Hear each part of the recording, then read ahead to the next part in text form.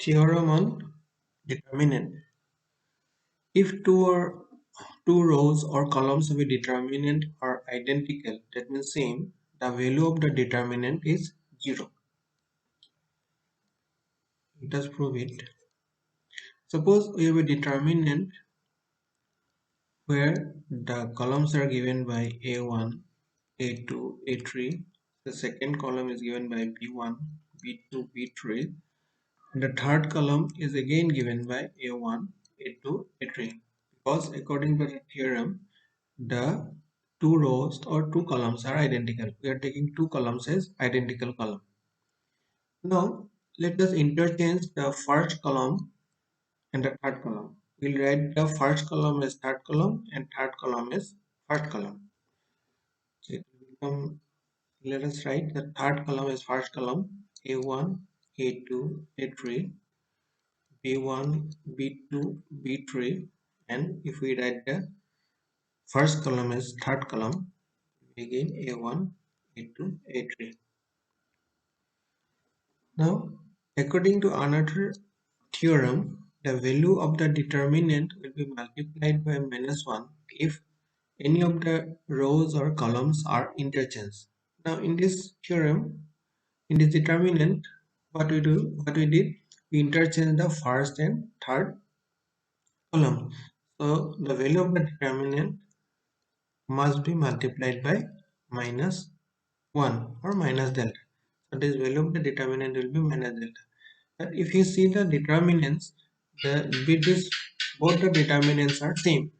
That means the value of the first determinant is delta, which is equal to the value of the second determinant is minus delta. This implies if the left hand side is minus delta, it will be plus delta, delta plus delta equal to 0. This implies twice of delta equal to 0 and delta is equal to 0. That means if any of the two rows or any of the two columns are equal or identical, the value of the determinant is equal to 0. Hence the proof.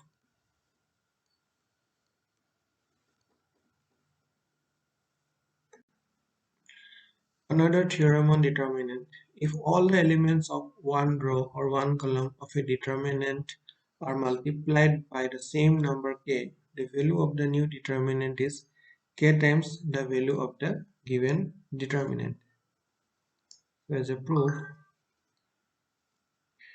suppose we have a determinant denoted by delta where the determinant is first row is a11, a12, a1n, second row is a21, 22, 2n, and any of the row is ai1, ai2, ain, finally an1 into ann.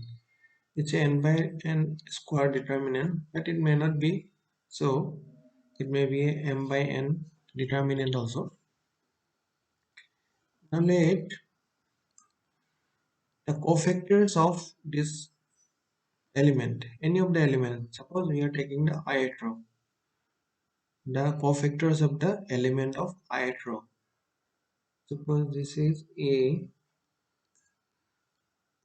I1, a I2, be n numbers of cofactors.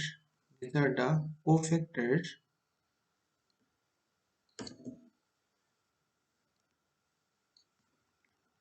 of this element of the ith row, which are a small a I1, small a I2, finally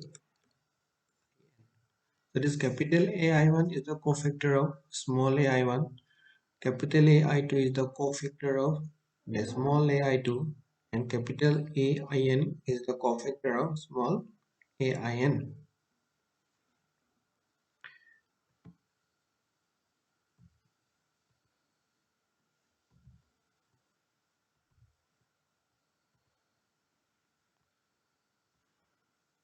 Next, we know that the value of the determinant delta is equal to the, the elements of any of the rows multiplied by the corresponding cofactor.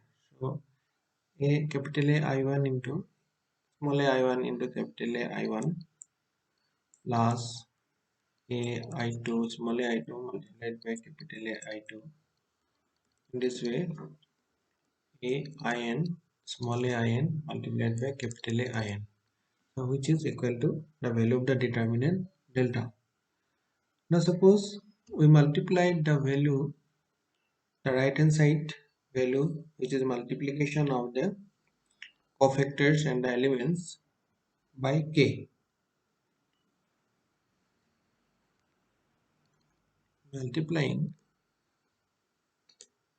by k, this will be equal to k times of ai1 capital ai1 plus ai2 ai2 plus k times, and finally k times of ain. So that means the every element is multiplied by k. Every element of the ith row are multiplied by k, which is equal to, if we take k common, ai1 capital ai1 plus small a small a in capital A in is equal to k times of the term inside this bracket is nothing but delta. That means if we multiply each and every term of any row or any column by a constant k, then the value of the determinant is k times of the original determinant. Hence the